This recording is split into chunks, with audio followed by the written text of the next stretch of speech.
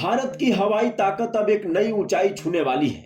भारतीय वायुसेना और रूस के बीच R-37M बेहद लंबी दूरी वाली एयर टू एयर मिसाइल का समझौता लगभग तैयार है। रिपोर्ट्स कहती हैं कि करीब 300 मिसाइलें खरीदी जाएंगी और अगले 12 से 18 महीनों में ही डिलीवरी भी शुरू हो सकती है।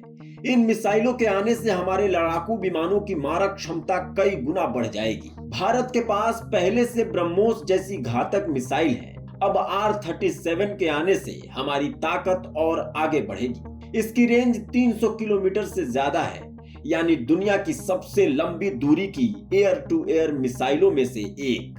ये मिसाइल करीब 7400 किलोमीटर प्रति घंटे की स्पीड से उड़ती है। दुश्मन के टैंकर, जहाज या किसी भी हाई वैल्यू टारगेट को सेकेंडों में खत्म कर सकती है। R-37 की खासियतें।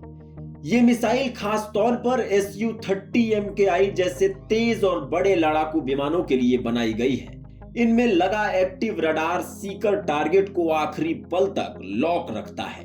मिसाइल में 60 किलो का वारहेड होता है, जो किसी भी बड़े दुश्मन प्लेटफॉर्म को चकनाचूर करने के लिए काफी है। Su-30 MKI में आसानी से फिट होगी। भारतीय Su-30 MKI और रूसी Su-30 SM एक ही परिवार के विमान हैं, इसलिए इस मिसाइल को लगाने के लिए बड़े बदलाव की जरूरत नहीं है। बस सॉफ्टवेयर अपग्रेड के बाद ये पूरी क्षमता से काम करने लगेगी। एक Su-30 MKI में 2 R-37M मिसाइलें लगाई जाएंगी। Airborne warning and control system को गिराने की क्षमता। इस मिसाइल का सबसे बड़ा फायदा है कि यह दुश्मन के AWACS यानी उसकी आंख और कान को दूर से ही मार गिरा सकती है। इससे युद्ध का पूरा खेल भारत के पक्ष में जा सकता है।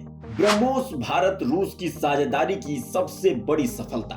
भारत और रूस मिलकर ब्रह्मोस मिसाइल बना चुके हैं, जो दुनिया की सबसे तेज सुपरसोनिक क्रूज मिसाइलों में गिनी जाती है। इसका नाम भारत की ब्रह्मपुत्र और रूस की मोस्कवा नदी से लिया गया है। ब्रह्मोस जमीन, समुद्र और हवा तीनों में दागी जा सकती है। इसकी मौजूदा रेंज 450 किलोमीटर है, जिसे बढ़ाकर 800 किलोमीटर किया जा रहा है। ये लगभग 3700 किलोमीटर पर आवर की स्पीड से उड़ती है और 200 से 300 किलो का हाई एक्सप्लोसिव वॉरहेड लेकर किसी भी लक्ष्य को सेकेंडों में तबाह कर सकती है।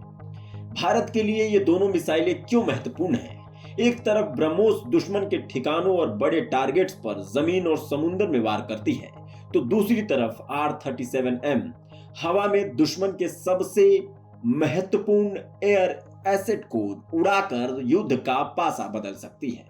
भारत की वायु शक्ति अब पहले से कई गुना मजबूत होने जा रही है।